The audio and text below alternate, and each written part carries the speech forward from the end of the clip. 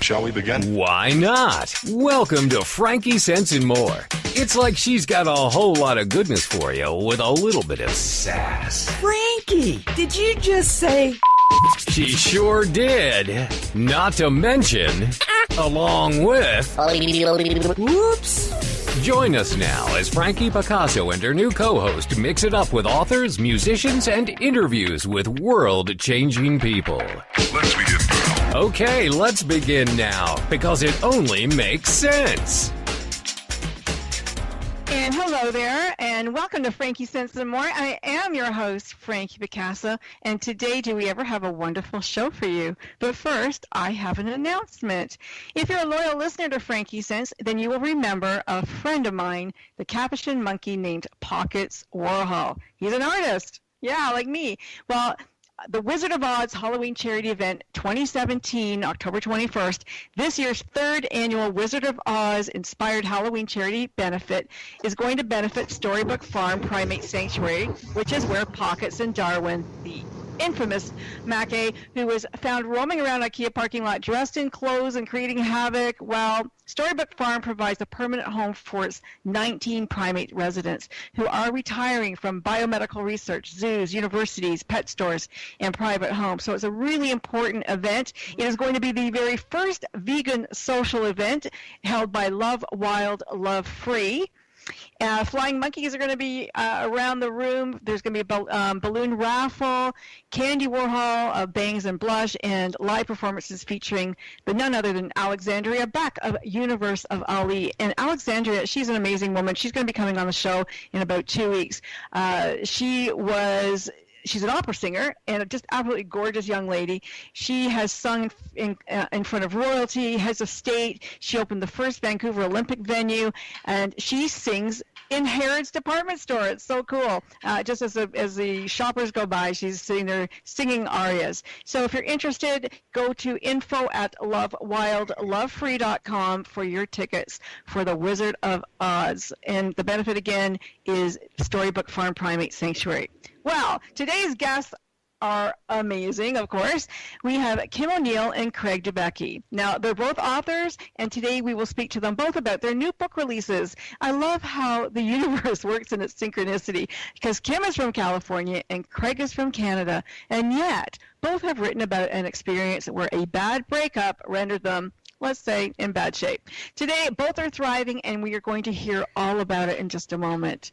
Now, Kim Oneill is a former crime analyst. Already, she's intriguing, right? Who is also a speaker, trainer, youth mentor, author, empowerment coach, and internet radio host who is certified with both the ICF as a law of attraction coach. She's also a Reiki Master Practitioner, infinite possibility trainer, and her radio show Every Day is a New Day can be found on BBS. Now, Kim, she commonly works with youth and job seekers and adults who struggle to understand the value of who they innately are. And while Kim, the coach, is also, she's human, right? So she's naturally optimistic and positive, but it was through multiple breakdowns in her own life that led her to rediscover and reclaim who she innately is. So overcoming negative self-talk, learning to hear and trust her own intuition, and embracing the fact that it's her inner world that creates her outer world are some of the elements that led Kim to rebuild the foundation of her life from the inside out, and it's what makes her such a terrific coach. Now, in 2017, she authored the first edition of Positive-Minded People, Inspiring Stories of Overcoming Adversity for Living a More Positive Life. Let's welcome Kim. Hello, Kim. Welcome. Hi, Frankie. Thank you so much for having me on the show today. Oh, it's my pleasure. I'm just going to say it out to Craig that if you have any questions, Craig, feel free to also chime in and speak to Kim during the show whenever you want. You got it. And vice versa. Hi, Craig. Hi, Kim. Nice to meet you. Yeah, same with you. I definitely want to talk about, your new book, Positive Minded People. It's also an anthology, but I want you to tell us about being a crime analyst first, because I think that it might be really instrumental in how you coach and maybe what you write about. You know what? First, let me just say thank you so much for acknowledging today that, yes, me and Craig are thriving. And and it's so interesting, the journeys that life can take us on. So yes, I never initially set out to be a crime analyst, but it was interesting how life led me there, and it really spoke to a lot of my natural curiosities and problem solving and research abilities and skills. So I had worked with the police department prior to this job, and then this job came open. So it was kind of like, I had been there before, and I had not had an opportunity to go back. And I never expected the personal journey it led me on, though. So it's interesting that you're asking me about this, because it absolutely does speak to the clients that I tend to attract and am able to support. So in a nutshell, working as a crime analyst, I mean, you're me. I was constantly ingesting a lot of negative information, a lot of crime reports. I mean, that was really the heart of what I did, is reading crime reports left and right, every day. And then there was this whole, researching information and doing maps. I love maps. I've always loved maps. But really at the heart of it, though, was just absorbing this negative energy and trying to, dig deeper within all of it. So I was constantly immersed in crime and the people. I mean, I think the thing that stood out most for me was it's not so. I mean, crime happens every day, and I really got to see how that's so the truth. Sure. But what really struck me was when I would see crimes that were committed by youth. Mm-hmm. And there were a few in particular reports that I read that really, I literally had to stop because I just wanted to cry, because it makes me think, how did this kid, get to this place where they think that this is okay, and that to them this is already a way of life, because a lot of these kids were repeat offenders. And sure. And anyway, so that journey combined with, I was also already a youth mentor at that time.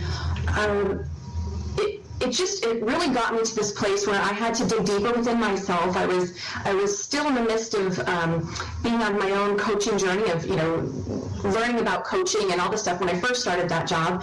And so going deeper within myself, learning about my own emotions, and then being faced every day with all this negative energy, it did allow me to find a space within myself where I could maintain a level, a level head, but also center and balance within myself in the midst of this negative energy around me.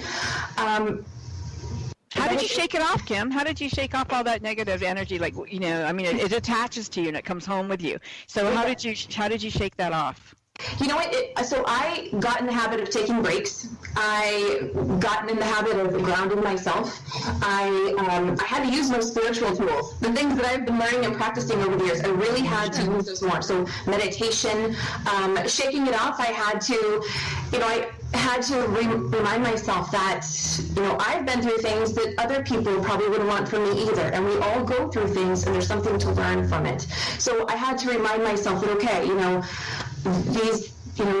these kids, I still hold hope for them, and I don't believe this is the end for them, and they will learn from it. So I kind of had to just sort of take this higher perspective, you could say, and just go, okay, this is going to be part of their story, and I would just, I'd send them love through the computer sometimes.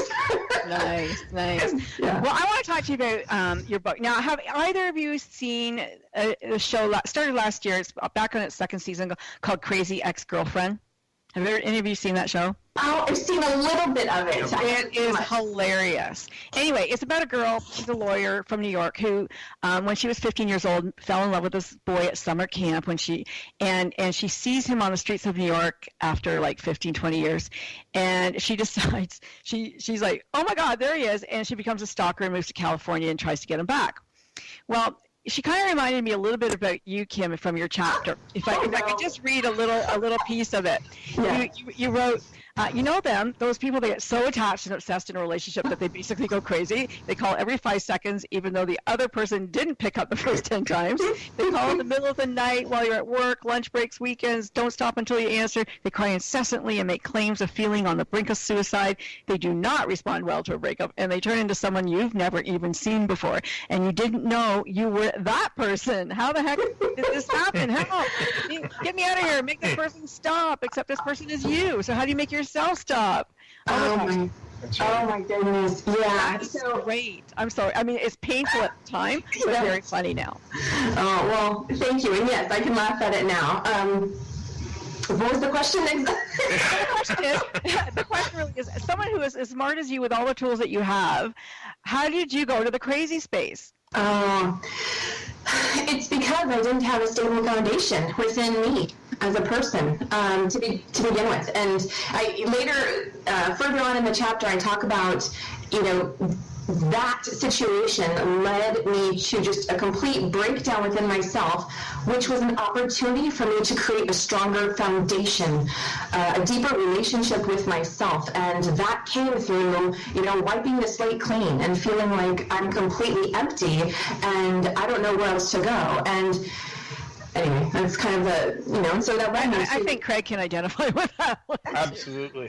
I look forward to hearing Craig's story, too. I don't want to be alone. Oh, you're going to hear his story. Don't worry. Well, you're not alone. Thank you, Craig. No, we're not alone. How many minutes to our break there, Ben? I think I got a note there for a couple minutes. I'm not sure where we're at right now, but it goes so fast sometimes. Because I don't want to start on a new thing before we go to an old thing. But, okay. Can I ask one more thing, Frankie? Pardon?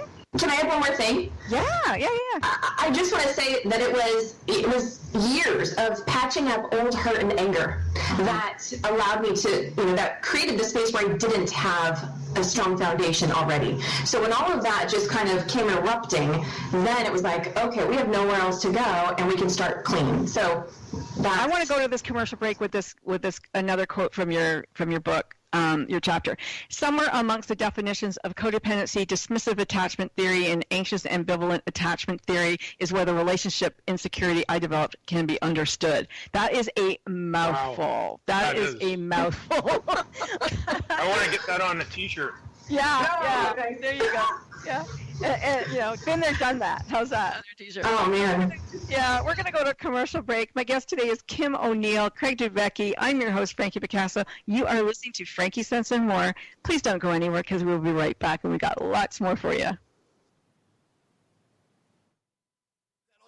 Heck no, we're just getting warmed up.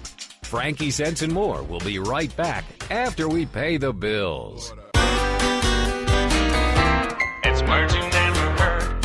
A few years ago, some fishermen off the coast of Italy discovered some pottery along with fish in their nets. Divers were called out and discovered an ancient Roman ship whose galley, or caboose, a nautical term for kitchen, was extremely intact. Some of the food uncovered on board was pickled fish, wine, oil, and grain used to make the ship's biscuits, otherwise known as dandy funks. It is thought the 2,000-year-old boat was probably on its way to Spain when it sunk and was covered by layers of mud, baggy wrinkles and all.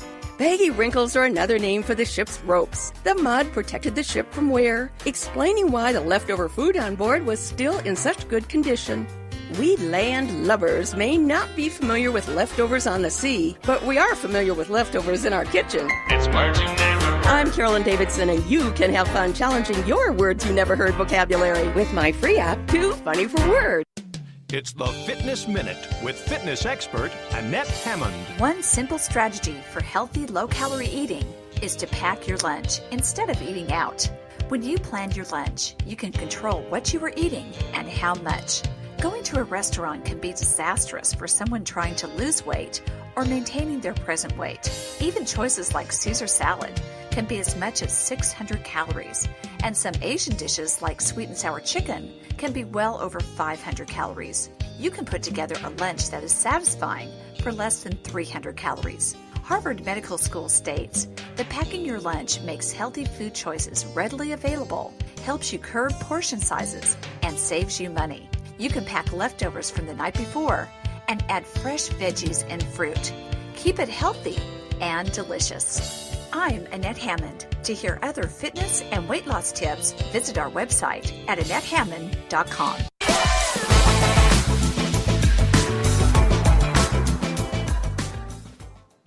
And we're back at Frankie Sense and More. And I'm going to introduce you to my other guest, Craig Dubecki. He is a representative of the Heart and Stroke Foundation, of Waterloo Region Suicide Prevention Council, the Grand River Hospital, Legacy through Exonify in Waterloo, Ontario. And he's a performing musician, Toastmaster, public speaker, and he's connected to the Public Speakers Association out of Texas.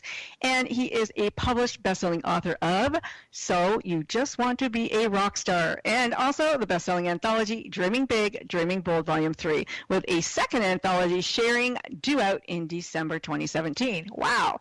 Now, Craig has created and is the owner of the Willy Wig Principle. I got it, Craig. Willy Wig is where you go, a principle that helps people find their own personal power and way through life. He lives in Kitchener, Ontario, as opposed to Kim, who lives in California. There's an Ontario in California. Yeah, there is. And he's a very proud father of Blair, Maria, and Andrea, and his best friend Bing went over the Rainbow Bridge, but he is remembered and featured on the cover of your book, So You Want to Be a Rock Star. Yeah. That's right. Yay. So, Craig, He's immortal. Kim, this book is 564 pages. Oh my And when Craig first handed me the book, he said, here you go, here's a paperweight for you. Wow. Yeah. Now, the book is, it'll keep a number of papers down in a almost hurricane wind. Yeah, it will. But you know what? It's unique. It's intriguing. It's an incredibly built book. You've really done an amazing job and a very unique job of writing. Now, you utilize music as the score for your life, which is very cool. And you employed the gods in the universe as the overview for each situation, kind of like a coaching moment of every chapter that we encounter. And I think you used 5 different fonts to differentiate from your warnings and dreams and storytelling and life and coaching and all of that. Reflection, exactly. And so tell us, where did this concept come from? It was very cool. Well, first of all, thanks for having me on here and to being on here with you too, Kim. It's a true pleasure.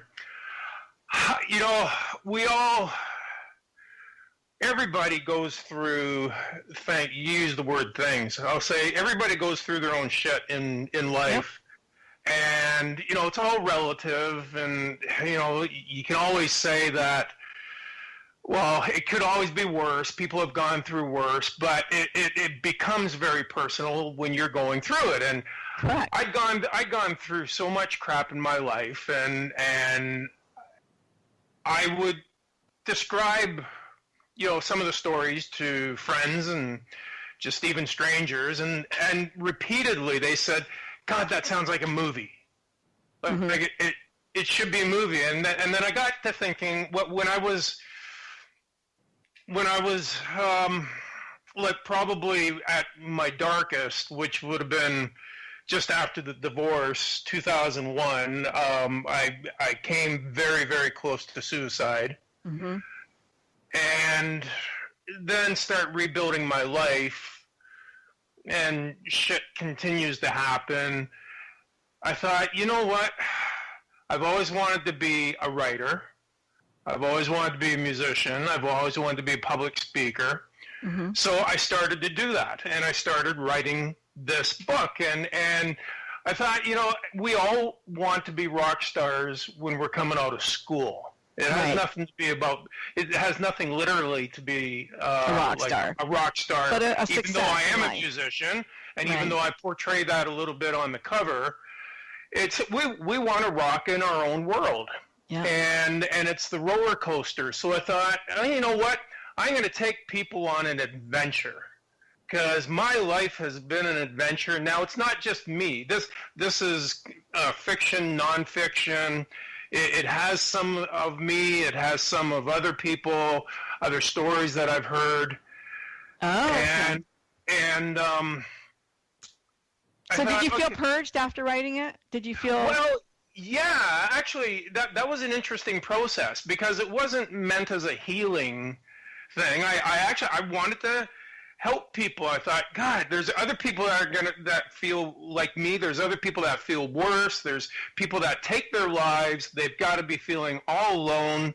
Mm-hmm. I understand the psychology here, so I'm going to let them know that they're not alone. So I started with the idea of helping people, and then, I get to certain places, and I started laughing as I told the story, especially if it was about me, and it became a bit of a purge there, a bit of a cleanse. Yeah. And by the time I was finished with it, I felt great. I've shared a number of things here, but I know that I've touched on so many other things that I think a lot of people will relate to. And music is universal. Sure.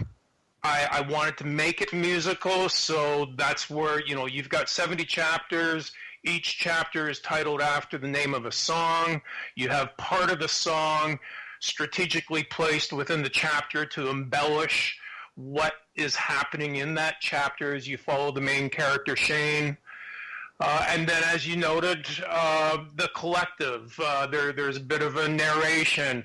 It's a combination of Greek mythology here. It's Aeolus, who's the god of wind in Greek mythology. That's where music starts from, is wind going through landforms and making the hums and the noises. Mm-hmm. That's actually called the Aeolian vibration.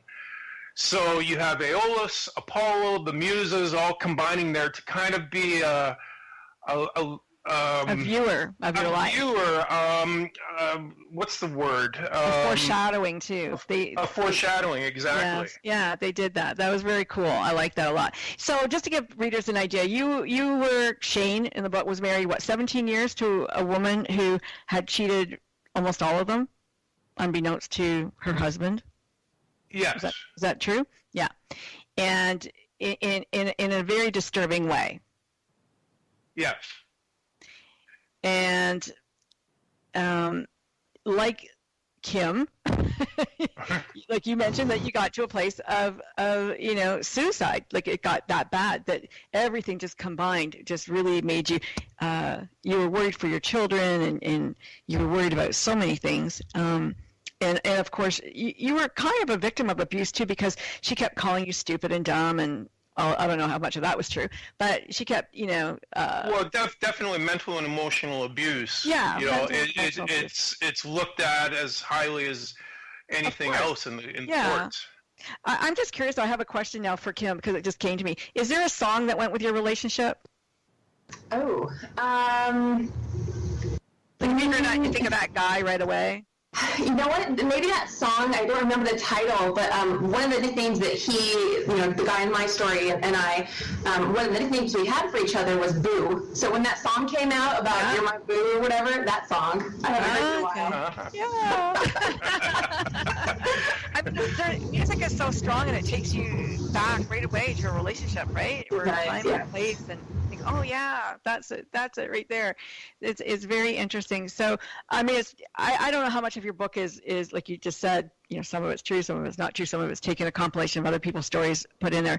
But this main character, Shane, really, it's almost like Pilgrim's Progress in a way. Like he went on this journey, You're exactly right. I've had people come up to me and mention that book. Really? And I've never read it. I've not. It's a classic. I know very little about it. Other than that, I haven't read it. But yeah, there's been a lot of comparisons. Well, it's not about a guy who's going to be a professional baseball player and doesn't make it, but right. But that was true. Yeah. Okay, that's very cool. So you almost got drafted by the Blue Jays. That's very cool. I tried out for the Blue Jays. That was my goal. I wanted to be professional baseball, and I was one of the most feared pitchers in. Wow. I think we just lost Craig there for a moment. Kim, are you still with us? Oh, there you are. You're back. I'm still here. Okay. And did I think I know the answer for you, Craig, but did either of you indulge in any mood-altering drugs, alcohol during the time that you were stressed? I'll I'll answer that first. Not really, because I didn't want to do anything, ingest anything. I just was like this miserable shell of a person at the time. I stopped eating. Oh, you stopped eating? No, I didn't really eat either. Oh, okay. Yeah, I mean, I lost a bunch of weight. But I will say that it was so hard for me to sleep that I started looking at, well, what can help me sleep? So I started considering taking no-dose, or no, not no-dose. There's some other pills that can help, sleeping pills. Sure. And then I looked at melatonin and things of that sort, but nothing, illegal or whatever. Yeah. Yeah. But people typically, I'm an emotional eater. I'm a stress eater. And my mother was like you, Kim. She stopped eating when she was stressed. Craig? Yeah, emotional eating, especially at nighttime. And yeah, I went into alcohol pretty heavy. Mm-hmm. There were some tough times there. I've never touched any drugs. Never in my life. But the alcohol and the eating have been a struggle, and even the snacking. I'm on my own, so I gotta make sure I have healthy snacks all prepared. We get kind of in our own paradigm there, and we try and break out of it. But it's an ongoing challenge. Even though I'm rocking in my world with what I'm doing, that doesn't mean everything's perfect. I still have to be cognizant of things and work on things. Yeah. Now, did you find, looking back now, if you were talking to somebody who came to you, gee, Craig, I'm going through all the same stuff as you, did the alcohol help you? Did the heavy drinking help you? Well, the alcohol was an escape. It was like I just got tired of thinking of things so much because my conscious mind, my subconscious mind are wide open, and I can't compartmentalize things. Mm-hmm. So it wears me down. It depressed me. I was in clinical depression. But before that, I would just go to alcohol just to, the cliche saying, numb the pain. Right. And just escape from my own feelings, from my own thoughts that I had a hard time controlling. I was just wondering if it did help. Do you think it helped, or a longer process, or maybe it helped in that moment? Right. The next day, it didn't help, and in the long run, like 3 years ago, I had quadruple bypass. Both I have lungs to stop you there because we're going to go to, we're going to talk about that. I want to talk about the effects of that. We're going to go to a commercial break in just a moment. And Kim, feel free to, jump in and ask anything of Craig that you want to ask as a coach or just another human being. We are going to a commercial break. You're listening to Frankie Sense and More. Kim Oneill, Craig Dubecki is my guest today, and you are our listeners. Thanks for doing that. Getting warmed up. Frankie Sense and More will be right back after we pay the bills. It's words you never heard. Did Scotch tape originate in Scotland? Nope. The popular gift wrapping tape was actually developed right here in the United States. In 1926, the Minnesota Mining and Manufacturing Company, 3M, was being a bit rapacious, trying to save a little scratch or money, and started using a cheaper adhesive on their sticky tape. A Detroit automaker ordered some of this newer, cheaper tape to use for spray painting auto bodies. But the automaker complained because the tape was Scotch, a politically incorrect word that meant cheap or stingy. While the tape didn't have the adhesion to satisfy the automaker, it was hardly a Gifu jet. That's an unnecessary thing. It had many other uses, as we all know. So the tape was kept in production, and the name Scotch just stuck. It's words you never heard. I'm Carolyn Davidson, and you can have fun challenging your words you never heard vocabulary with my free app, Too Funny for Words. It's words you never heard. One of my favorite books is called Forgotten English by author Jeffrey Kaser, who looks at the origins and histories of the language. For example, take the term Fritterbohnen. That's an old English expression, probably borrowed from German, that means fleeting weeks and refers to what we call a honeymoon. A fribbler is a guy who doesn't ever make it to the honeymoon. The word fribbler comes from the 18th century and refers to a man who is in love with a woman but just won't commit to marriage. Chaucer coined the term pigasnia, which comes from the phrase pig's eye to mean sweetheart. Hey guys, why don't you try that one on your girlfriend and see how it goes? It's merging never hurt. I'm Carolyn Davidson, and you can have fun challenging your words you never heard vocabulary with my free app, Too Funny for Words.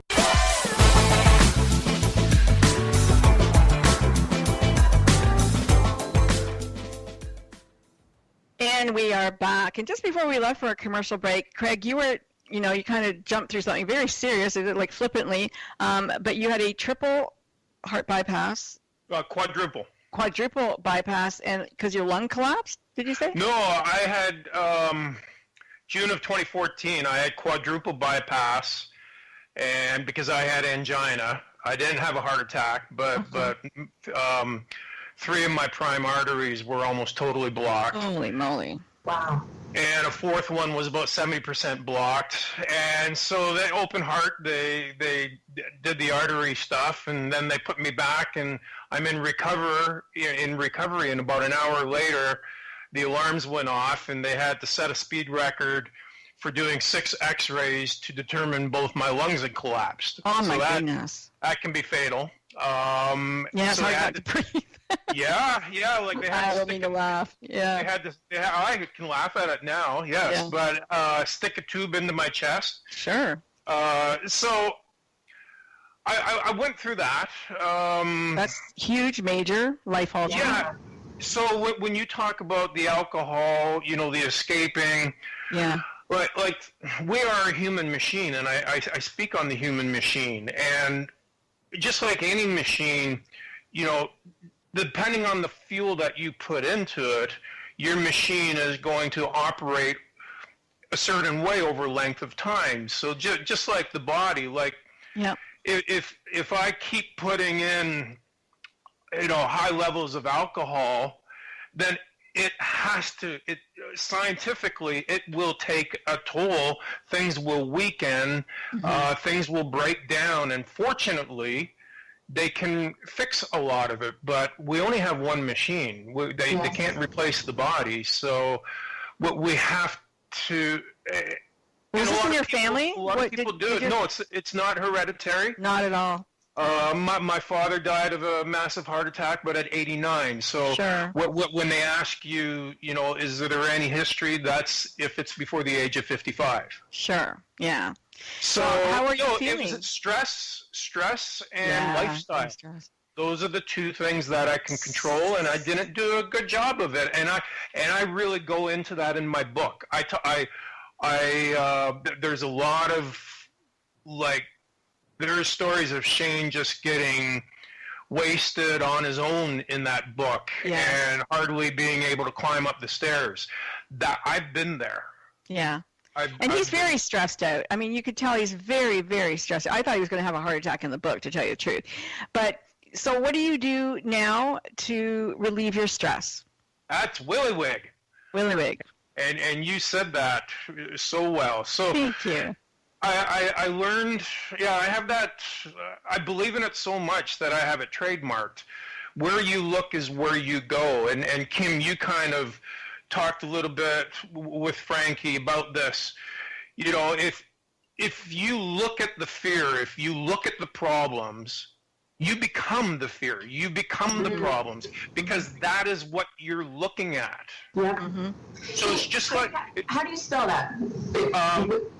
Where you look, W-Y-L-I-W-Y-G. Okay. And it's just like driving a car. Like it's a motorcycle. I learned that on a motorcycle. It comes from driving vehicles. If you want to get around that parked car, if you look at the parked car as you try to get around it, you can probably hit it. Absolutely. So you can't ignore it. You have to acknowledge it. So just Kim, just like you did, you went through a process of understanding things and kind of purging things. We have our crap in life that if we ignore, they will build up and they will fester.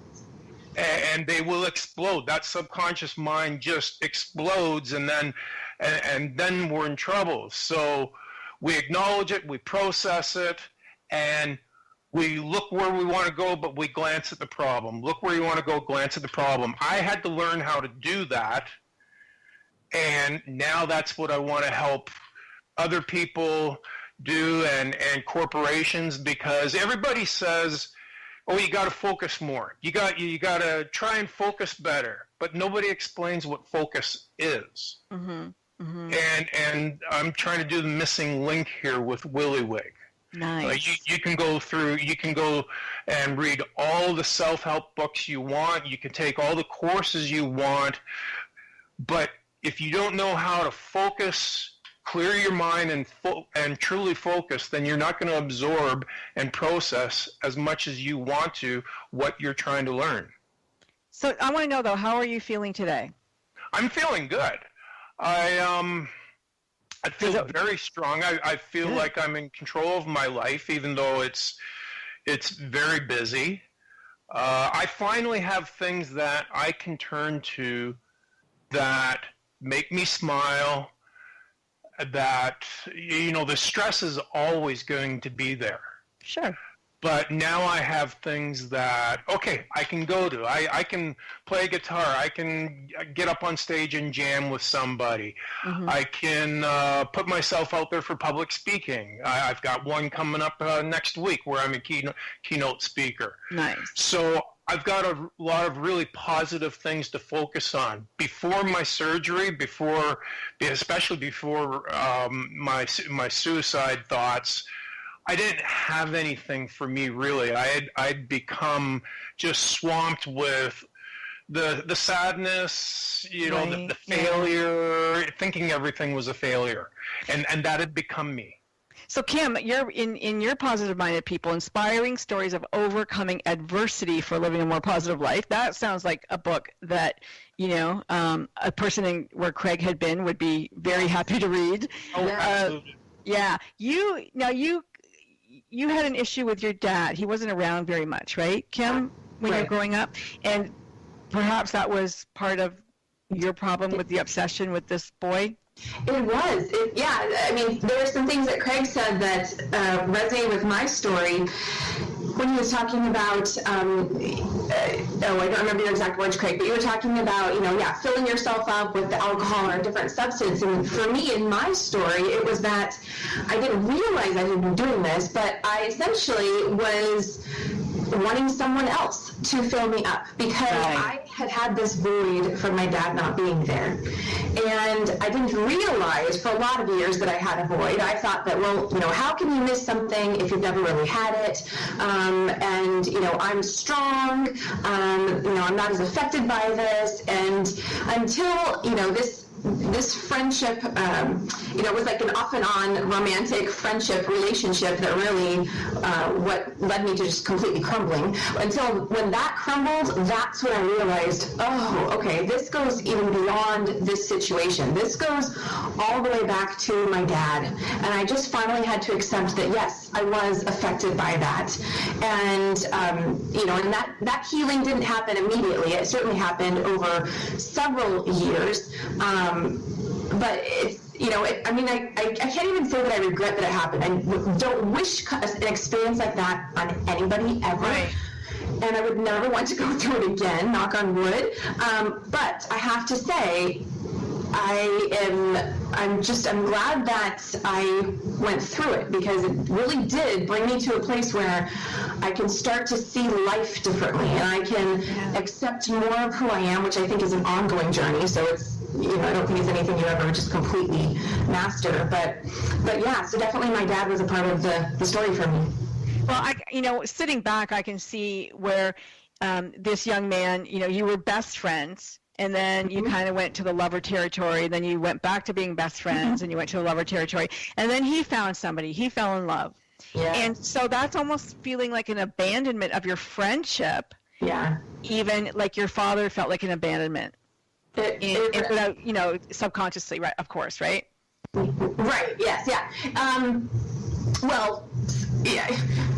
When Yeah, when my friend met someone else and then wasn't really as available for me anymore, because we talked daily. I mean, we were like so close that it was so noticeable when he met someone that, oh wow, like he really met someone. He wasn't, there for me as often as he used to be, and vice versa. I was always there for him too.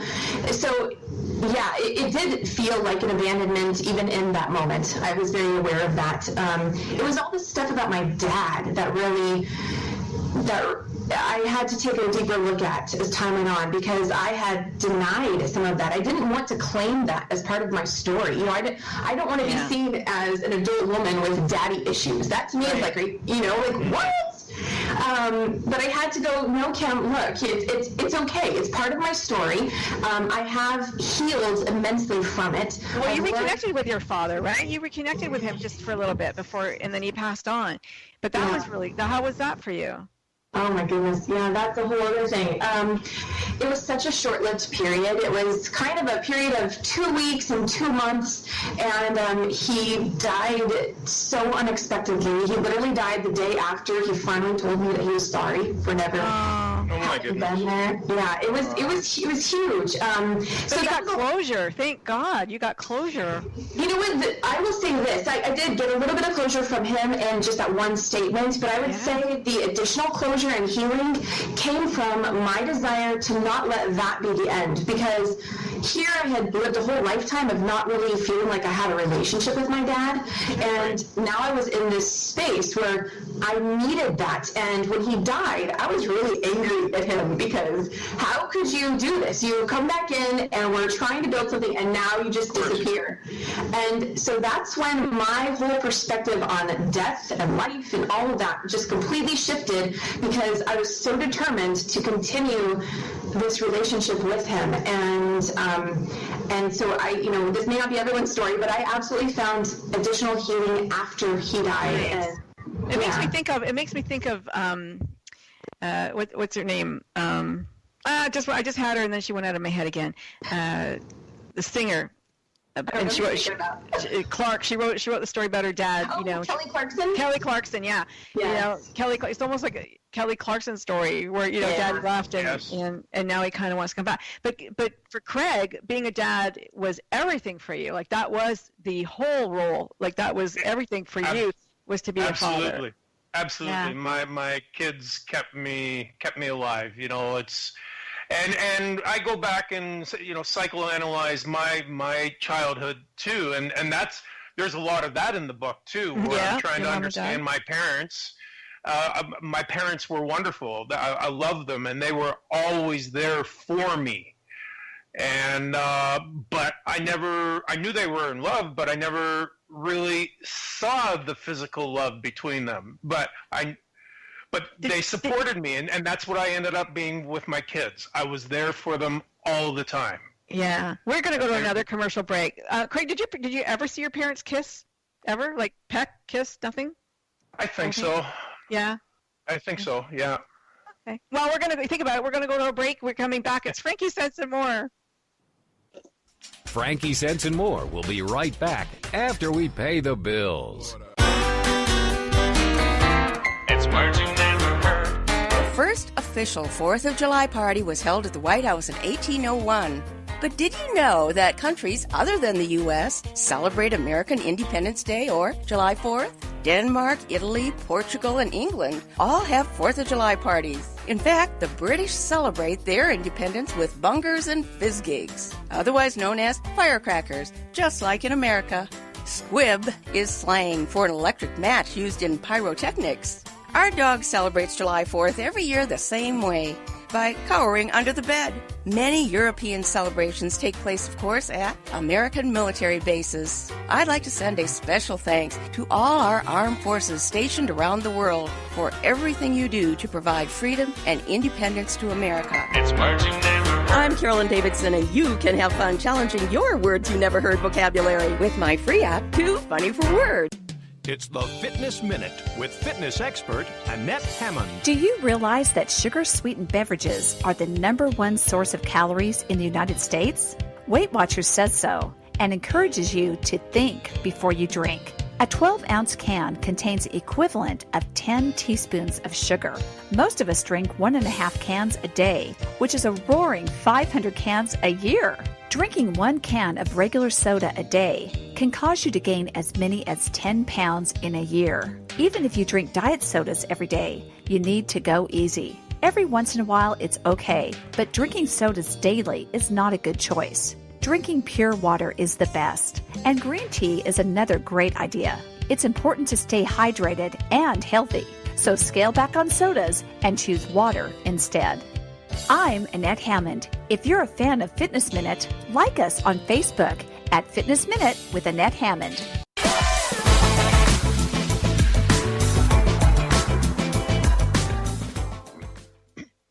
You know, there's nothing like trial by fire. And when you go through a bad breakup or experience a bad relationship or the ending of relationships, you realize, and as you think back, that there were some flags, there were some red flags, there were some things that went on that you ignored for whatever reason, and we'll call those our intuition. And both of you experienced that in both of your stories, and not just in your story, but in your lives. And yet chose to ignore it. Let's start with you, Craig, for a moment. Why do you think you chose to ignore all the signs that were there? And the signs were there. Oh, were they? Did you think that? Oh, yeah. Signs, everywhere there's signs. How come that's not in your book? It should. That's in the next one. Yeah, okay. Good question, because I've always been a very intuitive person, but I've also always believed in other people probably too much. I don't want to believe I said that, but it's,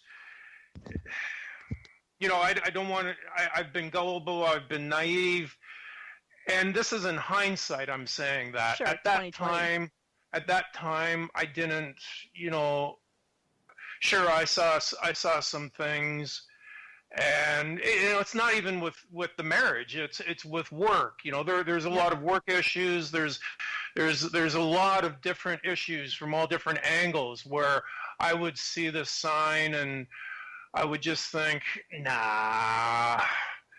I don't believe that. I give the benefit of the doubt to the person, and then maybe it's that I just don't believe in myself enough. Right. And that was, to go back psychologically to my childhood, and even in baseball. Like in baseball, I was one of the best around, yet some of the coaches just made jokes out of me and threatened me, verbally, that emotional abuse back then. And I don't know why. Maybe it was because I was a big guy. I was 6 feet tall when I was in grade 5. Wow. So I don't know what, but. So what about today? Can you hear us? What about today? Are you using your intuition today?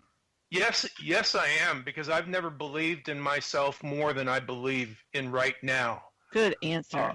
To have this book, to be able to do this was a 4.5-year project, 170,000 words. It's a brilliant book. I'm going to say that because it is. There's very few books that I've ever seen that come close to the creativity of this one. And it's an adventure, and I'm so proud of it. You should be. I know I'm proud of my public speaking. I make a difference. I make a difference with my volunteering. I can get up there and entertain people, and with guitar and with singing. Mm-hmm. Like that's rocking in my life, and I built that. Right. But we're talking about intuition right now. So yes. I'm going to ask Kim about her intuition. And that's okay. That's why I'm here. Kim, you had signs, you were getting nudges, and you chose to ignore them. Yeah. The whole element of intuition, I mean, that's the name of my chapter, and yet it was nowhere in my realm of awareness at the time, that this whole story was going on in my life. So, I ultimately was in a space where my intuition comes into the story is that I knew from day one that me and this friend weren't meant to be anything more than friends. Right. And yet, for about 4 years, I kept thinking that I needed to allow it to be something more. That don't be so picky, Kim. He really likes you, and you have a lot of great chemistry. Come on, can't we make this work? Mm-hmm. And so I kept, but literally day one, the first day I met this person, I just instantly knew, okay, yeah, no, we're not meant to be romantic, but we could be fantastic friends. Right. And so the fact that I continued for 4 years to try and change that, that's what led to this breakdown. I say in the book that when I didn't listen, life got louder. Yeah. And that's what I've learned. I mean, we're constantly being given signs and nudges left and right, and they seem so subtle, but the more and more we don't listen, they will get louder and louder and louder. And so I practice now going, oh, wait, I think that was something. Let me pay attention to that. Yeah. Or else you end up in a hospital for 6 months like me. Oh, knock on wood. Oh. Because the universe will get its message across to you however it needs to. And that's for sure. So today, practicing intuition, practicing going with that first voice, hearing that first voice, and usually we hear the first voice and we fall back on the second and we go, no, that was the right one. But we all know that the first one was really the right one. It might not be the one that we wanted to hear.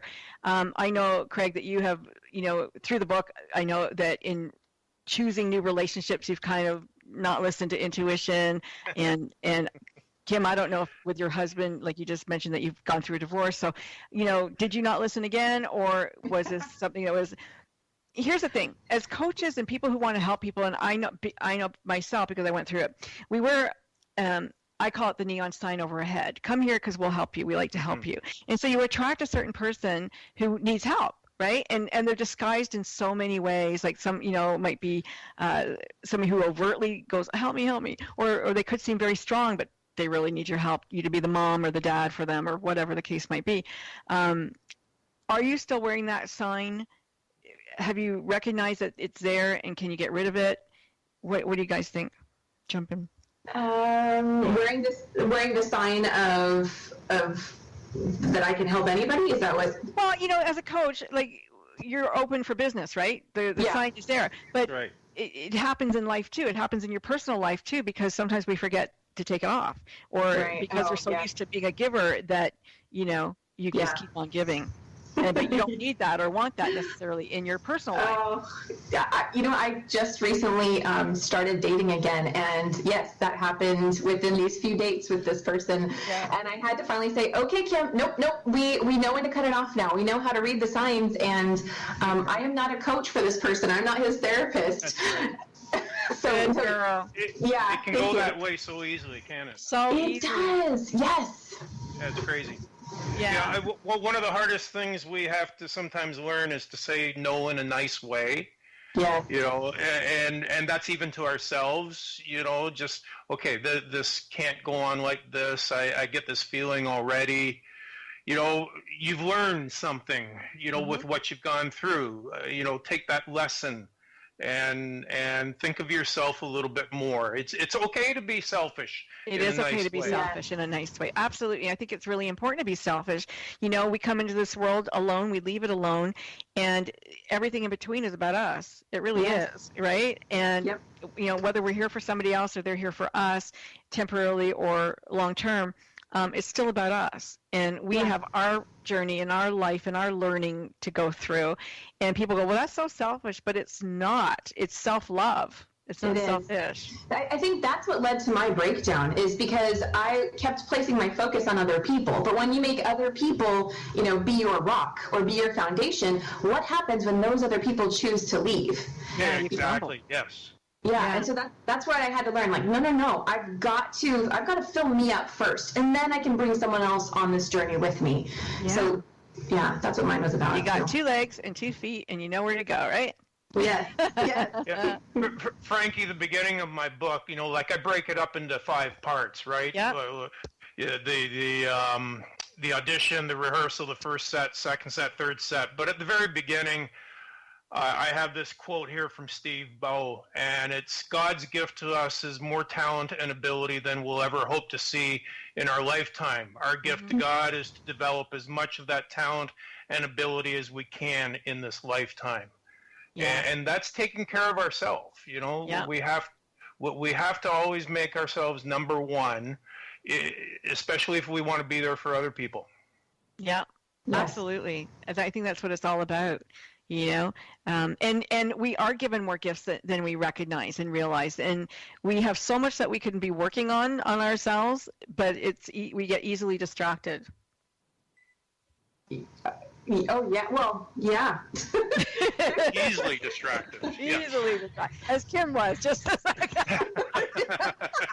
Well, I mean, I'm just thinking, you know, there is so much that we can constantly be working on ourselves, you know, to improve and enhance. And at the same time, for myself, I have to go, wait a second, Kim, just focus on this for now, or just focus on this for now, and allow that to be enough. Because otherwise, I can start to feel that I'm not enough if I haven't mastered everything all at the same time. Yes. So. I'm just going to give out, wait 1 second, because we got 3 minutes left and I want to make sure I give out your websites and stuff. So you've been listening to Kim Oneill, and if you want to email Kim, it's Kim Oneill, and that's Oneill @outlook.com. And the website for the book is positivemindedpeople.com. And Craig, alternatively, is www.craig.dubecki.com. And do you want people to email you, Craig, or not? Sure. Okay, give out your email. Sure. It's Craig. Well, yeah, I've got two, but they can do Craig Dubecki. Craig at CraigDubecki.com. Okay, that's great. And I just want to make sure that I got that out before the end of the show. And I want to make sure that I thank the both of you for coming on the show, because you're terrific, both of you. Thank you. You're awesome. I'm just so excited for you know, your book to finally come out, Kim, and for everybody to read that story, because you know I feel very strongly about putting positive energy into the world. There's so much negativity out there right now, and people think everything is negative. It's not. It's just that you don't hear the other side. You don't hear the positive stuff. It is balance, but so it's up to each one of us to continue to put positive-minded things out into the atmosphere, universe, so that you know, we keep that balance and keep the fight for good over the fight for bad. Yeah. Thank you, Frankie. I agree. Thank you for what you do. Thank you. And so, it's been a pleasure. Any last words from either of you? We got like about a minute and a bit. Anybody want to say anything? Well, I'm looking. Go ahead, Craig. You go. Okay, I would just like to remind people, anything that they're going through right now, I mean, just to know that even though you may not understand what the bigger purpose or lesson is while you're in the moment, that something greater will come out of it. And you know, if that can bring anybody hope in the midst of any chaos they're going through, then that's all I want to leave people with, is just to know that you know, everything is temporary and things do get better. So true. I'm so sorry. We are out of time. You've been listening to Frankie Sense and More, and if you want to come back next week, you know you're always going to find amazing people. And if you want to contact these two, we've given them your addresses and everything within the show notes. So please reach out to them and get their books, because they are fantastic. Really, really good. Thank you again, the two of you, Craig Dubecki, Kim Oneill, for coming on the show. It's been my pleasure to speak with you today. Take care. Thank you. Thanks, Ben. Thank you. You take care.